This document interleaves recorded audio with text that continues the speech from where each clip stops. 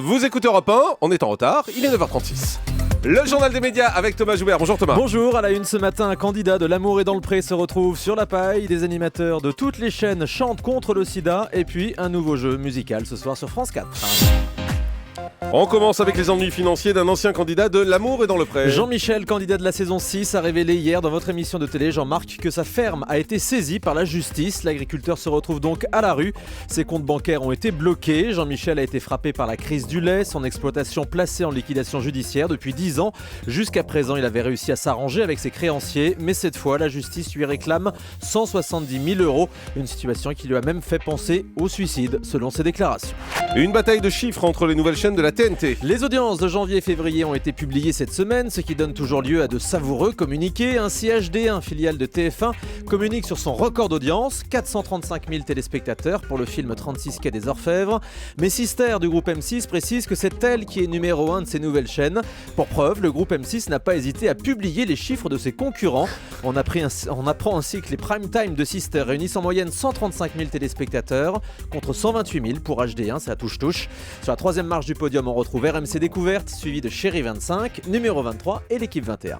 Toutes les chaînes de télé vont se mobiliser pour le SIDAction. Les 5, 6 et 7 avril prochains, comme chaque année, France 2 proposera une grande émission en première partie de soirée le samedi soir. Toute la télé chante pour le SIDAction. Toute la télé car des animateurs des autres chaînes y participent. Sandrine Quétier pour TF1, Valérie Damido pour M6, Laurence Ferrari pour D8, Laurent Boyer, Michel Drucker, Laurent Ruquier pour le service public. Tous ces animateurs chanteront en duo avec des artistes afin de récolter le maximum de dons. Deuxième épisode des Battles de The Voice demain soir sur TF1. Jennifer, Garou, Bertignac et Florent Pagny continuent de choisir leurs finalistes avec désormais cette règle du vol de talent pour récupérer un candidat éliminé. Qu'est-ce que ça a changé pour les coachs? Garou répond au micro d'Europe 1. Là, le truc du talent volé, c'est vrai que c'est beaucoup plus pour le show à la base. Et finalement, je peux dire, pour l'avoir déjà tourné, que finalement, on était très heureux. Ça a remonté le niveau de concentration, ça a remonté le niveau de blague et de camaraderie. Et en même temps, ben, ça a permis à des talents qui, franchement, pourraient gagner The Voice. Ben, ça a permis le repêchage de ces talents-là. Et ça peut être très surprenant ce qui va se passer. TMC prépare une grande soirée sur Céline Dion. Oui, avec un documentaire inédit intitulé « Il était une fois Céline Dion ». La chaîne nous promet des images exceptionnelles, des chansons inédites et des scoops sur ses projets. Le documentaire proposera également des témoignages de ses proches, comme son mari René, ainsi qu'une interview de Jean-Jacques Goldman qui est extrêmement rare. Ce sera à voir prochainement sur TMC. Nicolas Demorand en conflit avec la rédaction de Libé. Les salariés du quotidien estiment qu'il ne remplit pas sa fonction de directeur de la rédaction. Ils demandent donc la séparation de cette fonction et de celle de président du directoire.